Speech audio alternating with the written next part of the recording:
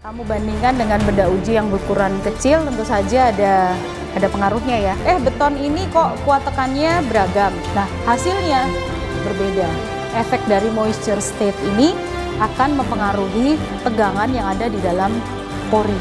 Yang memang sengaja malah menggunakan agregat yang porus. Di usia 3 hari kuat tekannya sudah hampir sama dengan kuat tekan yang 28 hari, misalnya begitu.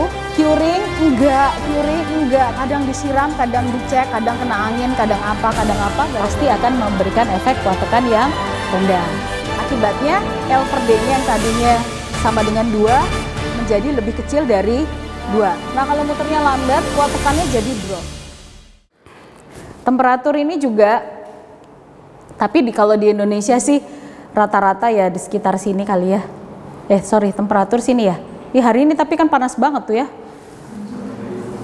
Nah, kekuatan yang sebetulnya misalnya di sini kan 35. Tapi kalau dingin kan jadi membeku tuh ya. Jadi seakan-akan kan air di dalam itu jadi kristal ya, jadi es airnya. Nah, tapi kalau menguap panas sekali, wah airnya udah hilang semua tuh. Jadi kosong semua porinya. Jadi rapuh, dah ditekan, benda ujinya jadi kurang kuat tekannya. Ini yang paling penting, efek curing ya.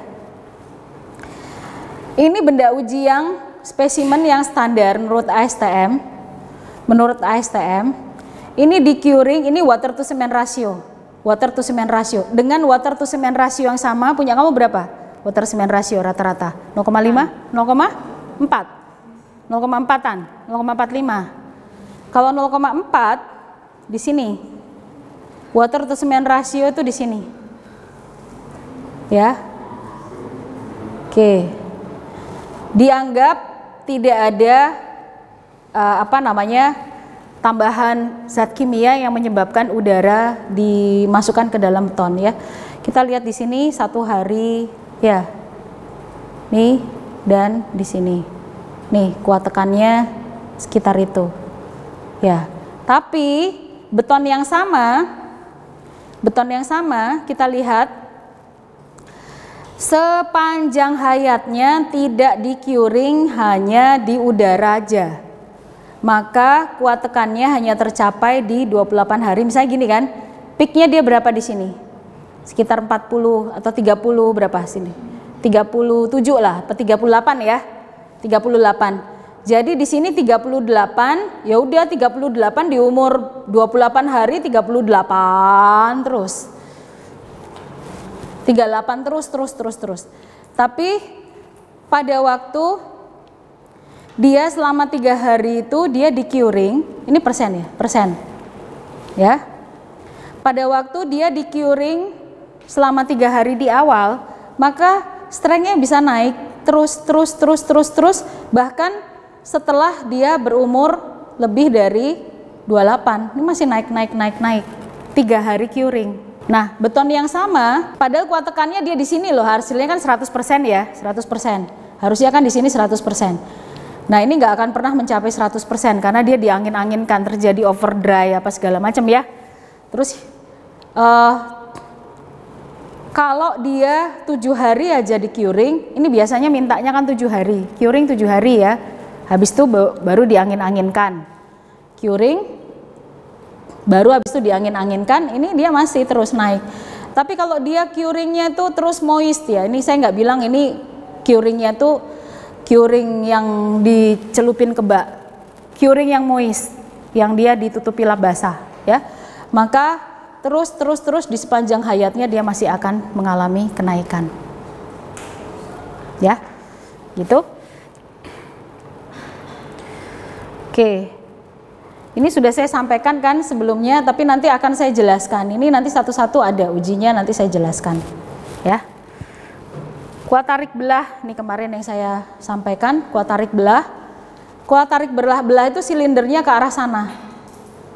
Nah, jadi yang kita hadapi, yang kita lihat ini bagian cross sectionnya silinder. Dan ini dilakukan pembebanan. Ya, di sini ada stoppernya, kalau nggak dia gelinding kan. Di sini ada stoppernya, terus kemudian dia dilakukan kuat tekan, dan ini rumusnya. Ya, karena yang diberikan adalah uji tekan lateral, jadi dari samping. Dia ditekan dari samping. Kalau beton kuat tekan kan ditekan dari atas gitu ya. Ditekan dari atas sampai dia crash. Kalau ini ditekan dari samping, jadi dia terpaksa ditidurkan, terus kemudian digeprek. Jadi dia terbelah. Jadi selalu dalam kondisi terbelah. Jadi di sini, ini belah. Tuh. Biasanya sih, biasanya tidak selalu ya. Kuat tekan belah ini minimal dia setara dengan 10%-nya kuat tekannya. Minimal. Jadi ada yang 0,15-nya, ada yang 0,12-nya, ya, ada yang 0,2-nya. Ya, sangat tergantung dari material yang dipakai, ya. Jadi ini rumusnya ada di ASTM, dicek di ASTM, ya. Jadi kalian nanti kalau buat laporan, pengujiannya berdasarkan SNI yang mana, buka SNI itu. Jadi begitu laporannya saya buka, ini adalah pengujian kuat tekan, tapi ASTM yang dicantumkan itu adalah bukan ASTM kuat tekan. Gara-gara kalian nggak buka laporannya, kalian nggak ngecek, salah jadi 0. Itu, terus foto-foto yang ditempelkan itu adalah foto-foto dari internet, loh harusnya foto-foto dari pengujianmu sendiri. Kan, nah, foto-foto dari yang dulu-dulu gitu. Itu nggak boleh ya, tidak boleh plagiat ya. Diupayakan mulai dari semester 3 udah coba-coba plagiat, nanti sampai semester berapa gitu sudah bukan plagiat lagi. No tanda tangan dosen dipalsukan, ya langsung DO ya, hukumannya DO. Oke. Nah kita lihat di sini bentuk benda uji. Persiapan dicek ya, apakah kita mau pakai kubus. Ini nanti nilainya kan beda nih antara kubus dengan silinder. Kalian sudah diberi rumus dari Pak Aman ya. Kalau dari kubus ke silinder gimana gitu ya, kalau dari silinder ke kubus gimana. K berapa itu kalau di lapangan ini beton K berapa, atau silinder kuat tekan berapa, beda ya. Oke, terus benda uji diambil dari tempat curing dan dikeringkan. Setelah kering, benda uji di capping dengan belerang. Jika menggunakan belerang, benda uji di capping dengan menggunakan semen bisa. Jadi di capping dengan tidak menggunakan belerang ya, tapi digunakan dengan menggunakan semen supaya dia licin. Atau tidak di capping tetapi dipotong, di cutting, terus kemudian di grind, dihaluskan, di grinding atasnya, dihaluskan. Nah, untuk benda uji yang kuat tekannya tinggi, lebih tinggi dari sekitar 55 megapascal, pengujian dengan belerang itu merugikan. Jadi standar deviasinya drop. Pengujian semua sudah betul. Mulus, bagus. Mix desainnya rata, bagus. Kontrol bagus. Tetapi sayang sekali belerang itu modulusnya sangat beda dengan modulus beton mutu tinggi. Jadi pengujian dengan menggunakan belerang, di capping dengan menggunakan belerang hanya cocok untuk beton yang tidak high strength ya. Ya kalau high strength nanti dia standar deviasinya jelek. Jadi kuat tekannya harusnya 55, dia kuat tekan bisa 49. Ada yang 58 gitu loh. Jadi kayak ngawur-ngawur gitu ya hasilnya ya. Jadi standar deviasinya jelek sekali. Oke. Umur pengujian benda uji, ini ada yang minta umur 1 hari, ada yang minta umur 12 jam. Tapi untuk normalnya ada yang 37, 14, 21, 28, 56, 90 gitu ya. Nah, tapi biasanya untuk kontrol ini kita ngambil yang ini. Tapi ke sini lebih cepat dari ini atau lebih lambat, lebih panjang dari ini juga ada. Ya. Nah, bisa dilakukan konversi untuk benda uji yang memang dari beton normal. Kalau benda uji dari beton yang high strength konkrit sulit banget kita melakukan konversi. Benda uji dengan menggunakan beton geopolimer nggak bisa kita konversi, ngikutin konversinya beton normal. Ada tuh teman saya kena kasus di kejaksaan, nelpon ke saya,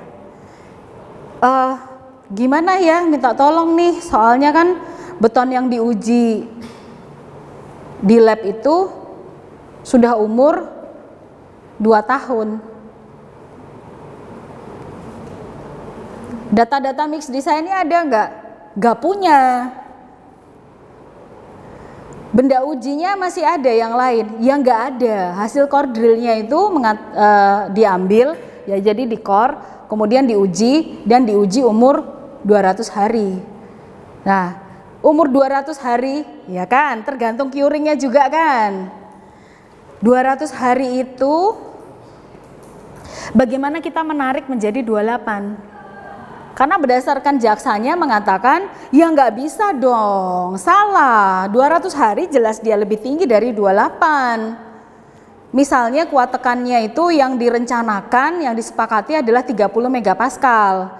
Kemudian di 200 hari kemudian yang didapatkan, ya misalnya 30 megapascal, 200 hari kemudian dapatnya 40 megapascal, misal ya.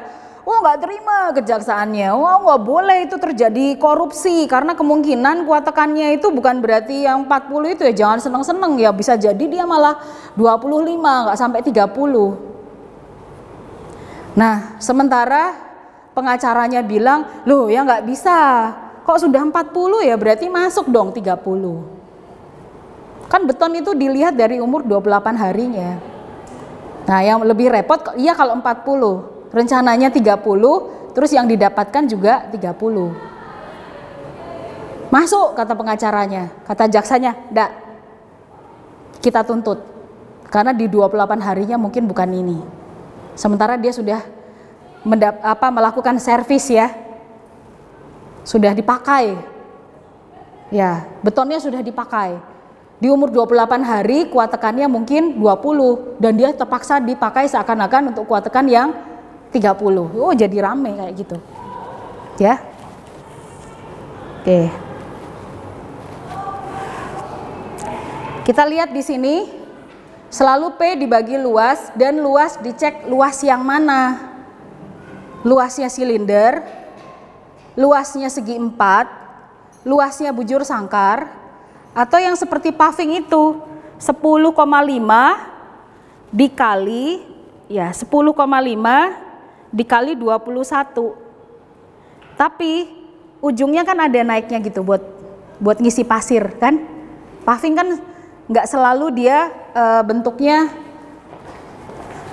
kotak gini kan. Dari atas akan terlihat gini. Ya.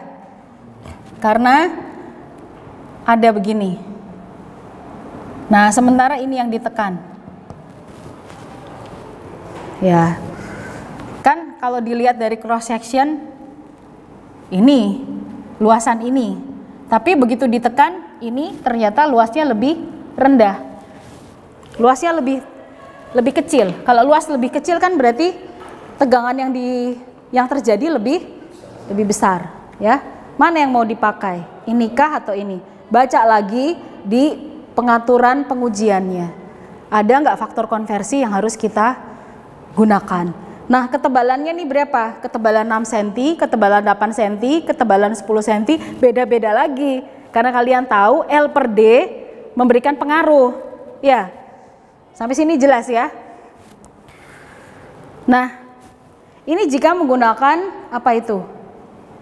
Belerang. Atau ini jika kalian ingin menggunakan semen. Jadi dia di capping tidak dengan menggunakan belerang, tapi di capping dengan menggunakan pasta semen. Ya, jadi ada yang beton itu tidak dicor sampai penuh, disisakan sekian senti, 1,5 senti, ya. Kemudian habis itu ditutup dengan menggunakan pasta semennya, ya. Khusus untuk beton-beton yang mutu tinggi biasanya dilakukan itu. Terus bagian atasnya diratakan dengan mika supaya dia licin sekali, ya. Ini adalah alat uji yang manual seperti ini. Kalau ini manual, tapi ada juga di lab beton yang sampingnya ada komputernya. Jadi di input terus kemudian kuat tekannya bisa diatur load ratingnya. Berapa tadi? Berapa? Per detik. Ya, jadi kalau di situ inputnya menit harus disesuaikan, ya. Oke. Ini adalah beton portland biasa, di mana umur 3 harinya 40% dari kuat tekan 28 harinya bisa tercapai, 40%-nya. Tapi kalau dengan kekuatan awal yang tinggi, high early strength, Jadi dia sengaja kayak biasa tapi dia dipercepat. Ya, dikasih akselerator. Karena mau peresmian buru-buruan. Ya kan? Jadi 0,55 separohnya dari 28 harinya sudah tercapai. Demikian pula ini konversi-konversi untuk hari-hari yang lain yang menyebabkan nanti di umur 1 tahunnya kita lihat di sini konversinya terhadap 28 harinya seperti itu. Tuh, ya. Jadi kalau dia asalkan dia di-curing dengan baik dalam kondisi moist gitu, tidak dibiarkan gitu, maka dia akan tetap bisa mengalami kenaikan. Seperti itu, ya. Ini tahu ya? Pernah lihat? Masih ingat? Kalau diuji bisa? Nah, kalau kalian melaporkan pekerjaan kalian dan kalian mengatakan bahwa FC aksen dari beton saya adalah sekian, saya akan menanyakan kuat tekanmu terhadap berapa benda uji. Nggak boleh ngawur. Terhadap 3 benda uji, lempar. 3 benda uji terus bilangnya karakteristik. Nggak boleh ya. Nah, jadi yang disebut dengan FC aksen itu beda dengan FC max, beda dengan FC rata-rata, beda ya. Kalau karakteristik itu berarti melibatkan berapa benda uji? Berapa? 2. FC aksen, karakteristik. Jadi betul-betul dia itu karakter campuran itu tuh dia berapa megapascal? Berapa? 30? 30? 5? 15? 2 benda uji kita tahu karakternya. Kita bilang ada orang ya, 1 putih, 1 hitam, 1 baik banget, 1 judes banget, dua-duanya dari Indonesia. Orang Indonesia itu yang putih karakternya baik, yang hitam tuh karakternya judes. Terima kon? Terima? Bisa dikatakan begitu. Yang disebut dengan karakter itu kan berarti sifat dasarnya nggak sih? Ngawur kan itu kesimpulan itu. Berarti bisa kamu dinyatakan karaktermu tuh terhadap 2 benda uji. Ngawur. Ya. Jadi ini dipelajari betul. Kalau nanti muncul kayak gini tetapi tidak paham itu maksudnya apa, wis failure, wis bukan mahasiswanya Pak Aman ya. Oke. Terus kalau FC max berarti maksimum dari sekian benda uji itu berapa yang bisa dicapai? Rata-rata. Ya berarti rata-ratanya dia berapa? Terhadap berapa benda uji? Terhadap 2, terhadap 3, standar deviasinya dia berapa? Kovariannya dia berapa? Standar deviasi apa? Benda ujimu tuh ada 5. Terus rata-ratanya 30 megapascal. Standar deviasinya 5 megapascal. Apa artinya? Simpangan. Simpangan apa? Simpangan dari rata-rata. Nah, percaya nggak saya kalau dari 2 benda uji standar deviasinya 5? Ya bisa aja, kok bisa nggak mungkin tuh loh, ya bisa aja kan? Bisa, standar deviasi 5 dari benda uji 1, TA-mu ditaruh di sana, digantung di beringin sana loh TA-mu. Ya, oke, kita lihat standar deviasi ini ya. Jika ada catatan hasil pengujian sebanyak 30 pasang ya, atau bagaimana, ini kayaknya diambil dari kuliah yang sebelumnya yang Pak Aman ya. Saya nggak terlalu bahas terlalu detail karena sudah dikerjakan. Misalnya ini kan, nah ini dapat data sampai 30 ya. Nah kita lihat di sini. Apabila mutu beton tidak terpenuhi, pengecoran harus segera di stop loh. Terus ada amplop-amplop dari di bawah meja. Kayak sekretarisnya suami saya. Kan diajari jujur. Dari awal jujur, kerjaan jujur, laporan jujur. Nggak pernah duit-duitan tuh nggak ada duit-duitan. Nggak ngerti nyogok-nyogok tuh nggak ngerti. Nah seringkali itu ada yang malak datang, ya minta-minta gitu, tapi minta-minta tuh nggak pernah sampai masuk ke ruangan dia, sampai keluar aja sudah diselesaikan baik-baik. Ya ada banyak pihak lah, kalau proyek gede kan mesti yang malak kan juga kelas mutu A, mutu B, ya kayak paving ada mutu A, mutu B, mutu C, mutu D gitu kan ya. Nah gitu, ada yang nggak usah malak, ada staf yang nganter gitu ke kantor sono, yang tukang palaknya ada juga, itu kan udah level mutu A kalau kayak gitu kan, biar lancar. Kadang-kadang tuh truknya tuh diberhentikan di mana gitu loh, nggak bisa masuk, jadi kita terlambat. Ready mixnya itu udah diatur ini kan, supaya tidak terjadi slam loss kan, nggak bisa masuk, terus kita mau apa gitu kan. Nah ini suatu waktu masuk sampai ke ruangan mbaknya, terus bilang, "Mbak, ada amplop." "Oh iya, Bapak minta berapa lembar?" Diambilkan. Ya amplop kosong kan minta amplop bapaknya. "Bapak perlu berapa? 2 lembar, 3 lembar?" "Monggo Pak, diambil aja." Bapak minta amplop pendek apa amplop yang panjang? Padahal maksudnya itu ada amplop, itu kan berarti kasih ono duit aku rek. Orang ngerti kan karena terlalu jujur. Oke. Itu kadang-kadang orang sipil itu gitu ya di lapangan ya. Kamu ngomong apa, bubarkan korupsi, lihat dulu kalau kamu sampai udah dapat duit, kamu masih berani ngomong gitu apa enggak? Ya, sipil itu dekat sekali dengan api neraka. Kamu mau kaya cepat apa kamu mau kayak siapa gitu loh? Ini kaya cepat, ini kayak siapa? Ya, hati-hati ya, harus amanah. Ya, kita cek ini pelaksanaan pencampuran bahan. Tadi kan udah ngerti kan?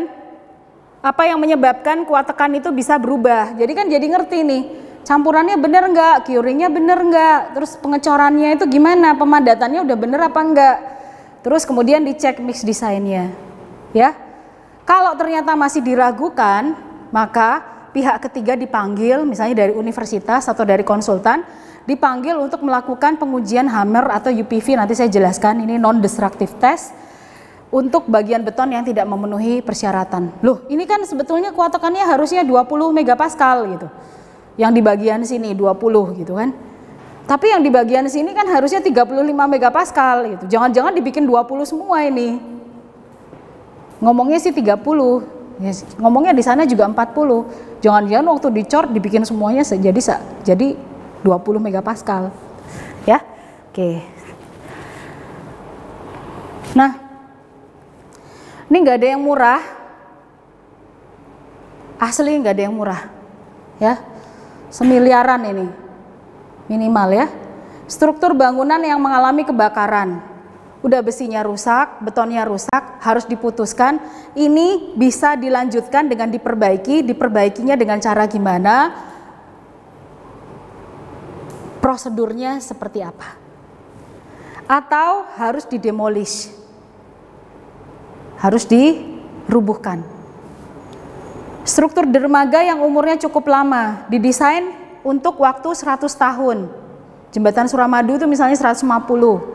Di umur ke-50, di umur ke-10, karatnya udah kemana-mana, misalnya begitu.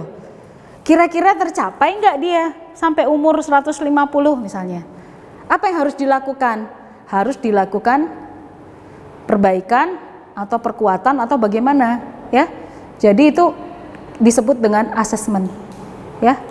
Terus struktur bangunan yang dalam perencanaan dan pelaksanaannya tidak mengikuti peraturan yang berlaku. Kan kita udah ada standar tuh SNI itu, tapi tidak dilakukan. Ada komplain bisa dari masyarakat, komplain bisa dari owner yang punya, PU misalnya yang punya, Pemda misalnya yang punya. Sehingga urusannya bisa sampai ke kepolisian ya, kejaksaan. Struktur jembatan yang umurnya cukup lama, yang nggak lama aja harus kita cek, apalagi yang sudah lama. Struktur bangunan yang berada dalam lingkungan yang korosif atau agresif, bisa jadi dia dekat sekali dengan chloride, bisa jadi dia dekat sekali dengan sulfat, atau bisa jadi kedua-duanya ya. Seperti yang sedang saya teliti sekarang itu, biofouling, yang itu yang saya sebutkan ya, barnacles. Jadi begitu kerang-kerangnya tuh nempel, kerang-kerangnya tuh nempel ke dalam struktur dan dibiarkan semakin lama terus dia beranak pinak di situ barnacles-nya tuh, nanas laut. Nah, jadi kloride-nya bisa masuk ke dalam. Kalsiumnya beton keluar, ganti kloride-nya masuk ke dalam. Sehingga menyebabkan beton tersebut menjadi tidak awet, ya. Jadi besinya habis. Nah, urutannya ya, survei kerusakan dan dimensi struktur.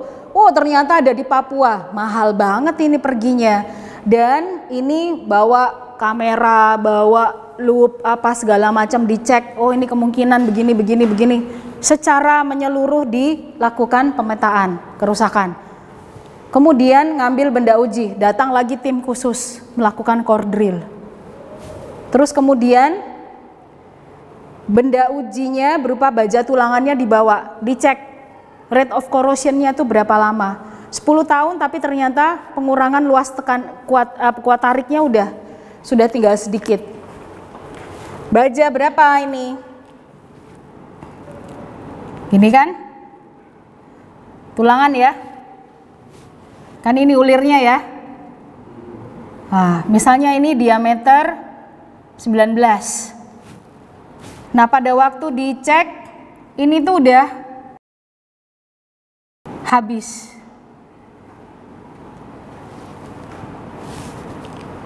Mana ada ikatan antara baja dengan betonnya? Sudah luasannya menjadi mengecil, luasannya yang segini menjadi segini. Kemampuan dia menahan tarik turun nggak? Turun kan? Nah, kerjasamanya dia dengan beton hilang nggak? Hilang. Nah, jadi efek dari korosi itu luar biasa ya untuk beton bertulang ya. Nah, kemudian dilakukan pengukuran selimut beton ya. Letak baja tulangannya apakah memang dia seharusnya dengan kedalaman 80 mili, 8 cm. Ternyata waktu dicek didapati covernya cuman 15 mili. Nah, makanya kalian kalau melakukan desain beton bertulang yang menghadap ke laut, mesti ditambahkan itu covernya itu. Ya Bu, saya kan bacem.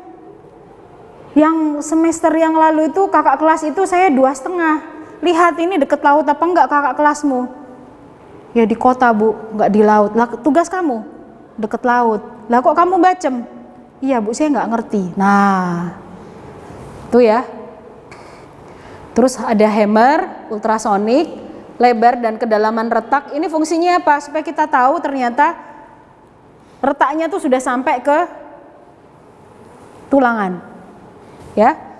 Terus lendutan. Nah, kayak di Kukar tuh. Kutai Kartanegara. Itu kalian kelas berapa waktu itu?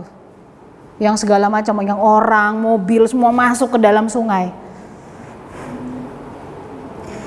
Nggak bisa nyalain ya, itu bukan urusannya orang arsitek, bukan urusannya orang ekonomi, itu urusan orang sipil. Nah, pernah dengar jembatan Kukar? Kamu Kalimantannya mana? Kutai Kartanegara Timur ya. Nah, itu kan jembatan gantung tuh, suspension bridge, ya kan? Jembatan gantung itu putus. Semua lagi macet-macetnya, ya, lagi macet-macetnya, wah lagi penuh, brem masuk semua, dem. Nggak tahu yang di penjara akhirnya siapa, nggak ngikutin saya, udah sebel banget ya. Ya. Nah itu akibat ditemukan lendutannya tuh udah kadung besar. Jadi gimana caranya supaya ngurangi lendutan ya? Nanti kalau kamu mau cek, lihat di YouTube ya. Ada analisa dari ITS penyebab dari keruntuhan Kutai Kartanegara. Nah, potensial karat baja tulangan itu nanti saya juga jelaskan. Potensial karat kita nggak harus menggali semua beton untuk kita cek ini karatnya berapa. Kita bisa melakukan uji potensial dan pengujian karbonasi beton. Nanti saya jelaskan. Ya, ini adalah kapal dari beton, Arjuna Sakti Barge. Jadi kapal untuk mengisi gas. Kurang smart kamu campur perhiasannya biar dia saling menggosok dan karatnya jadi berkurang karena dia saling menggosok. Diamond kan? Jadi betonnya hanya bisa dipotong dengan menggunakan mata intan. Baliknya dia keras berarti kan dia mesti kuat tekannya tinggi. Jangan sampai kena selongsongnya prategang. Jadi kadang-kadang nggak sampai, ini dari beratnya aja beda-beda, kemungkinan kuat tekannya beda-beda. Beton udah jadi gitu, terus kosongan yang kita dapat kan mesti ada tulangannya.